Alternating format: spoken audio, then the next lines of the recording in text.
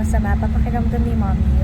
So, nag-motor taxi na lang ako. So, supposedly, pagkarating namin dun sa campus, doon dapat ako magpapababa sa loob, pero nagpapatagtag si Kuyang Rider, kaya hindi na ako pumayag. So, doon niya ako binaba sa sidewalk. Hindi siya sa tapat ng gate ng campus namin, nor sa gate ng hospital namin. Siyempre, nagbayad ako, and pagkabayad ko, umalis na siya ako, naglakad na ako papunta sa gate, pero biglang may tumutok sa tagiliran ko. And it's something matulis, and sinabihan ako na ibigay ko yung wallet ko.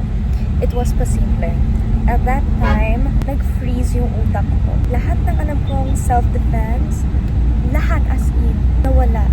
Biglang naglaho na parang bula, as in natakot ako. Bigay ko na lang yung wallet ko. Thank God, I'm safe.